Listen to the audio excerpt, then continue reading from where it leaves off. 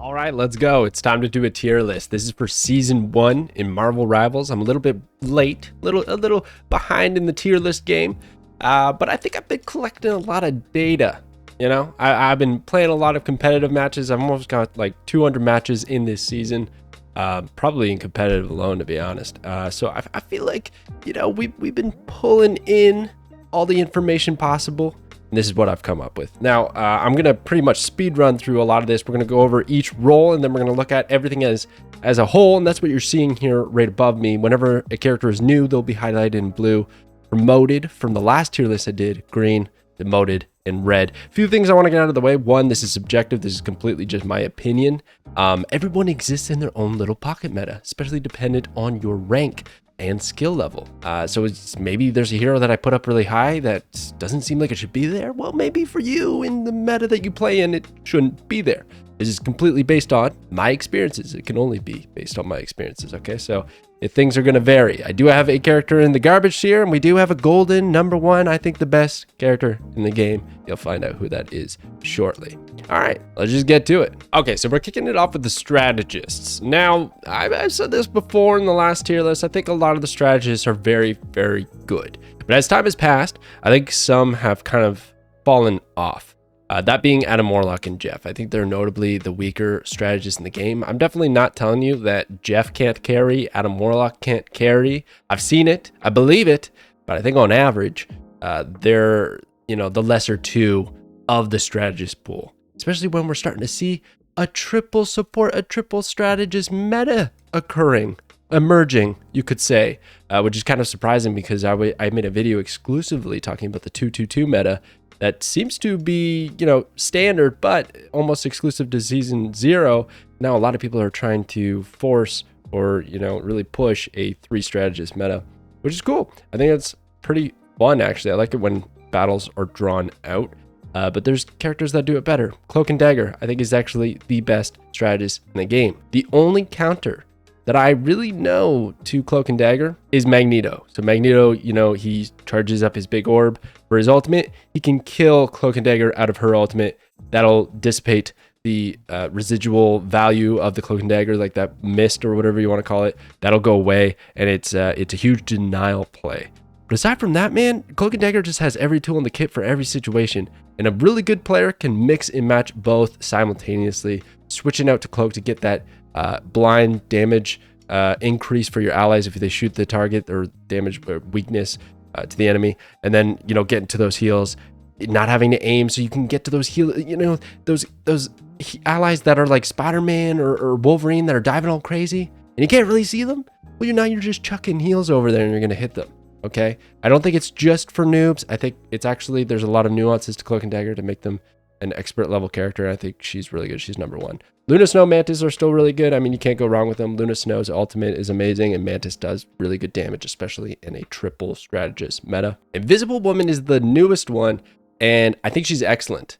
A lot of people have her in the S tier and the crown tier, but I don't really see her as quite that good just yet. I mean, she's right there, man. I could have put her up in the crown tier. It just feels like, to me, from what I've seen, is the shield can get broken fairly quickly if you're not super savvy with switching it around or disabling it before it gets destroyed, which I don't think a lot of players are in tune with. And then the auto attack is really where you're just getting your heals. So if you're in a wide map, I'm thinking like the Yggdrasil convoy map, and your allies are more widespread, she doesn't get as much value.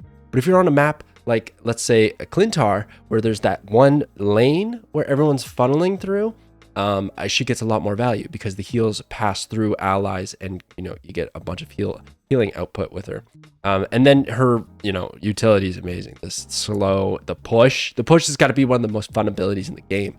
And then she has the get out of jail card with the invisible double jump. So an amazing ultimate on top of it. So, like, why don't I have her in crown tier? I don't know, dude. I don't know. When I had to make a cut, I thought I'd just keep her name, but she's close. Loki, Rocket, they're excellent. Loki has the best ultimate in the game.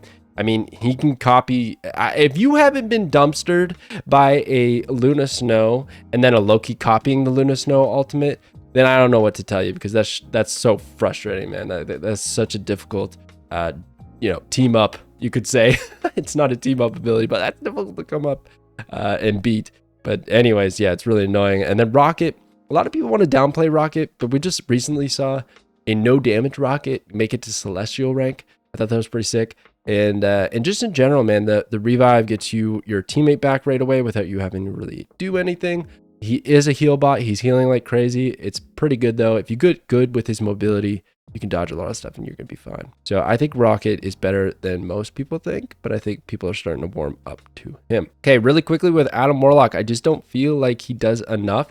And now that players are in tune with his ultimate, you basically hear the Born Again cue, and then it's like, oh, let's go kill them.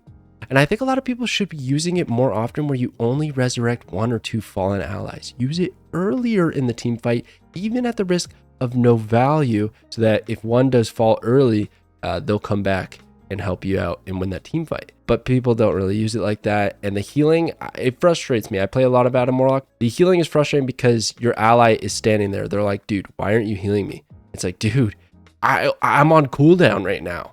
I'm clicking this thing off cooldown all the time. You got to hold your horses, because I need like 1 or 2 seconds before I can heal you back up to tippity top. So yeah, I feel like he's just not quite there. He's fallen off a little bit, and the no mobility obviously hurts. Jeff is amazing with his ultimate, but his healing generally compared to these other ones, I just don't think it's there. But he's pretty good at DPS. I've seen it. It's pretty legit. And obviously he can win, you know, the objective by just swallowing everybody up who's there. But again, I just feel like he doesn't quite cut it. So that's it for the strategists. That's what I got. Let's move on to the duelists. All right, so the duelists. Okay, so the duelists. This is where it gets pretty crazy, right? Because there's so many duelists in the game. Oh gosh, let's start from the bottom. Why don't we? Black Widow. Black Widow. I think Black Widow is the one character in this game that even if you're god tier with her, it takes so much more effort to be effective and useful for your team than any other character. I just don't see why you would play her over anyone else. And at this point, a lot of people recognize that. And if you pick her up and you start playing her, people think you're trolling, and it pisses off your teammates. And that's going to result in them not playing optimally and probably typing. So there's just a lot going wrong with Black Widow. I don't know what to do with her either, because she can't one-shot, man. You can't buff her attacks so she can one-shot. So you got to fix her kit elsewhere, but I don't know what that is just yet, but she needs something else on top of the buffs that she just recently got. Okay, also being demoted is Scarlet Witch and Iron Fist. They're just not working out. I've seen games where these two pop off. I tend to have fairly good success with Iron Fist and Scarlet Witch to that end. But yeah, right now they're just not cutting it in the meta. They need a little bit something more. I think the thing with Scarlet Witch is that her ultimate is just too obvious now. People at high elo or even mid-level elo just know to recognize a Scarlet Witch ultimate and destroy her. Like, just turn around, use everything so you can take her out of the game, and then you're not getting value out of that ultimate. And then another thing is she phases and you can't really heal her, so that can be frustrating as well. Iron Fist is amazing at diving healers if, you know, the team doesn't care about their healers. If they just ignore the fact that he's going ham on the back line. But he gets like stunned once or focused, he's pretty much toast unless he gets his blocks on time. But I don't know, I find that button a little bit finicky in my opinion. Okay, C tier, we got Mr. Fantastic. He is the other new hero to this season. I'm a little bit more positive on Mr. Fantastic than the general community seems to be. But I will concede that he is on the lower end of the duelists. It's basically because of his ultimate. We're going to be talking about ultimates a lot in this video. His ultimate is just not good. He dies a lot when he uses it. I think you can use it to get out of trouble. You can use it when you've gone inflated mode, so you have bonus health when you do it. But even then, it's just awkward. And I find that's the key word when it comes to Mr. Fantastic. Awkward. Sometimes I actually don't want to go into the inflated state. I'm like, I've got abilities I want to use. Then all of a sudden, because I'm using those abilities, I'm going big mode, and then I feel like I got to run in and do some crazy punching, and I just feel like I'm a bit useless for a little bit, unless I'm in the backline and I'm dealing big damage, and then it's great. But I don't know, it's just like awkward. I wish I could, you know, instead of just getting to 100 and it automatically happens, I sort of wish it was a button that I could click to activate the mode when I want it to. That'd be nice. And then the bouncing around ultimate, I don't know how to fix that. other than getting a little bit of extra bonus health, because that's kind of his MO, you know, get some bonus health when you do that mode. Damage reduction, possibly some, but he could use it. He's just a little bit awkward. Spidey, I'm putting Spidey down. I think a lot of people have seen too many Spideys just feeding, trolling, just being silly. Yeah, just not quite there yet. And I think even in the high elo, people like Necros will even concede that Spidey's not exactly the best hero right now. The Squirrel Girl, Hawkeye, and Magic in B tier. Magic and Squirrel Girl, I got nothing else to say about them other than if you're really good with them, you're going to be S tier. If not, I just don't feel like on average they're good picks. Hawkeye, however, was, as you know, earlier in Season 0, one of the best heroes in the game, one of the top bands in the game. And now, I don't know, dude. I think he's a little bit weaker. I think he's fallen off quite a bit. Even like compared to like Hela. Okay, Hela was the other top tier hero. She's still fantastic. I see people absolutely MVP, top of the game damage with Hela. But when people play Hawkeye, I don't know if it's like people forgot how to play him, or they're just not being as careful, or players have adapted to diving him and giving him a hard time. But he just doesn't seem like the same threat that he was. And they did nerf his range on when his charge can build up to 100, and maybe that was just enough to really hurt his win rate. But he just doesn't seem to get picked, banned, or just, I don't see him really at all anymore. A tier has Black Panther, Iron Man, Punisher, Star-Lord, Storm, and Winter Soldier. I think what's going to shock people the most is that Storm is in the A tier. Yes, she is very, very good. I think just generally, and I know I talk about this a lot, but the community has adapted. It was a shock factor at the beginning. Storm was one of the worst heroes in the game in Season 0. She got incredible buffs, and in Season 1, she became excellent. A top tier hero. In fact, a lot of people are saying the most broken hero in the game. But now when everyone hears that Q for the tornado, they save their defensive ultimate. We have triple strategist meta right now, you know, like people are ready to protect the team from the tornado. And that is one of the most powerful parts of her kit. The ultimate usually nets like 1 to 2 to 3 kills. Now, the rest of her kit is great. Her auto attacks, her damage aura to give to allies, the speed aura, like all these things are really good. But she is still a flyer, and she's still vulnerable to being targeted by the enemy, and also not getting the same amount of healing that a ground level character would get. Because the healers are just not looking up. So I got her in the A tier. Bucky's another one. I put him down into the A tier only because I've been seeing a lot more, I don't know, silly Bucky's, man. I don't know what's up with Bucky's, but like there's some god tier, like best in the game Bucky's. There's like way too many that are just like, I don't know what they're doing. That character feels like a mess. All the mains out there are a complete mess. Punisher as well, I feel it goes down a bit. I don't know what it is about him either, but he can deal a lot of damage if he's got a pocket rocket. But if you don't got a pocket rocket, I feel like Punisher is in trouble all the time. So don't love that very much. Iron Man, Black Panther. Black Panther is just so good. In the right hands, he's like, I know a lot of this is based on the averages, but the only Black Panthers I see tend to be the really good ones. So I feel like he's a huge threat. Iron Man's just really good with the Hulk team up. People recognize that now. So Star-Lord's very good as well. The top tier, Psylocke, Namor, Hela, Wolverine, Moon Knight. And I have Moon Knight as the #1 hero. We'll see at the end of this video if he's the number one, but in the duelist department, he's #1 and Wolverine #2. I think some people want to put Wolverine as #1, but it comes down to the ultimate, man. It really does. It's so broken. And you're going to see shortly, I'll show you guys at the end, because probably everyone's going to skip to the end, why I think Moon Knight is so broken.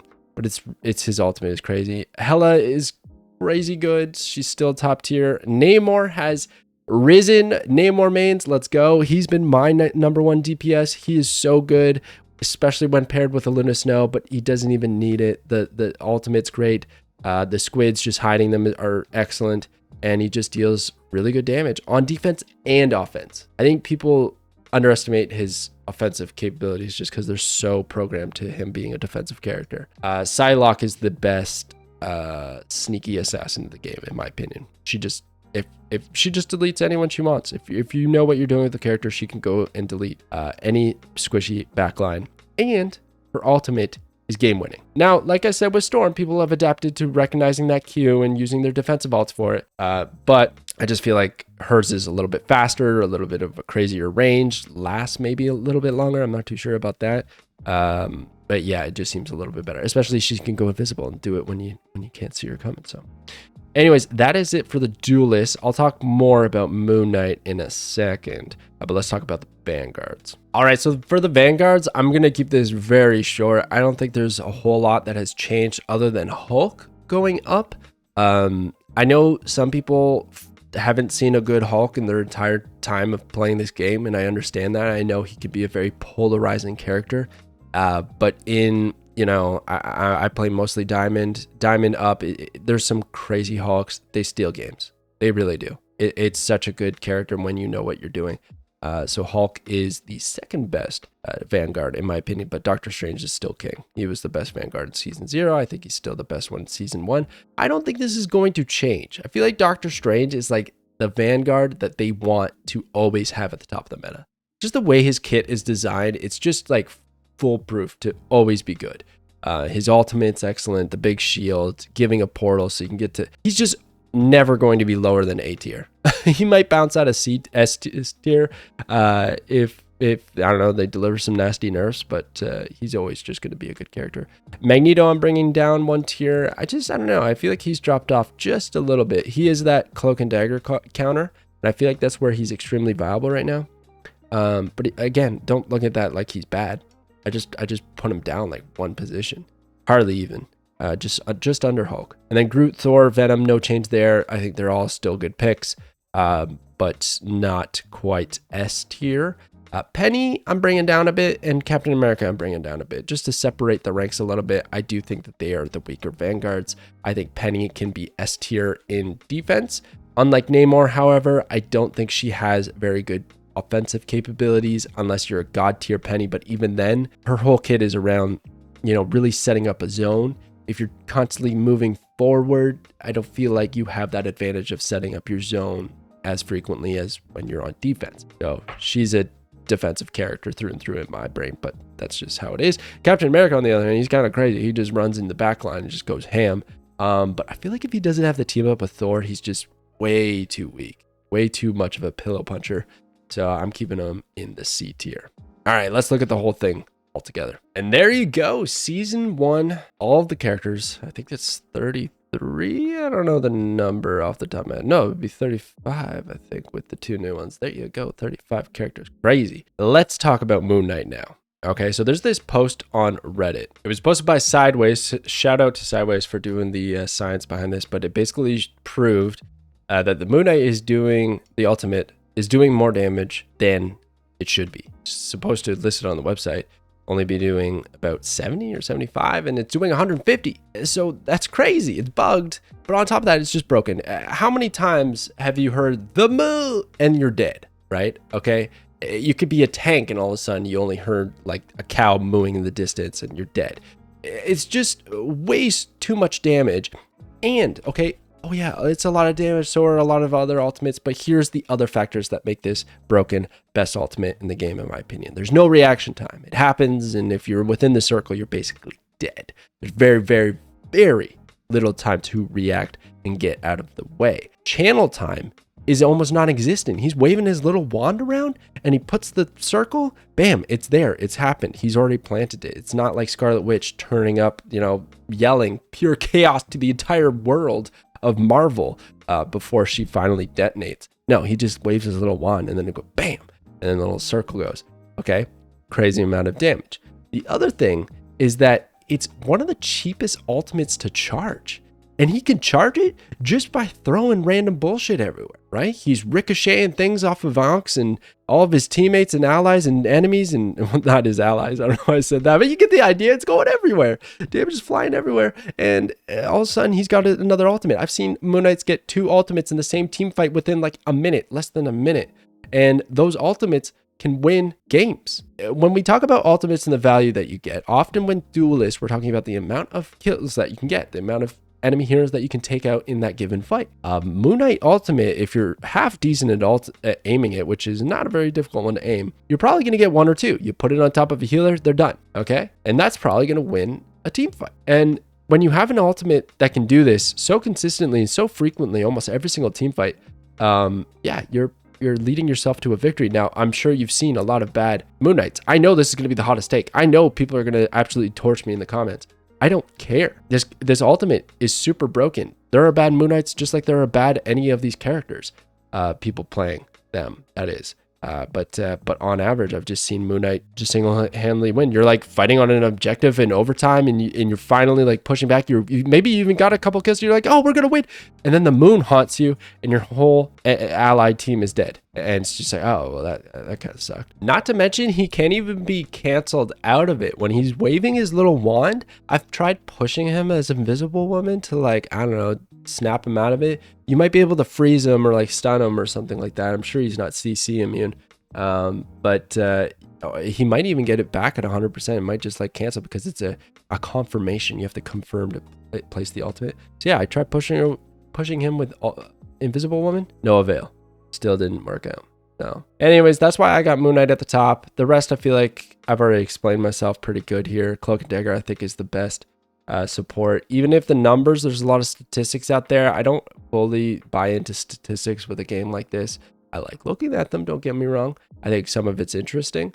But there's just too many pocket metas, too many variants and experiences that I don't know if it's exactly accurate. That's my takes. Let me know what you think. I'm sure nobody's going to like it, and that's just how it is. But that's how it be. All right. Okay. Thank you so much for watching. I'll catch you guys next time.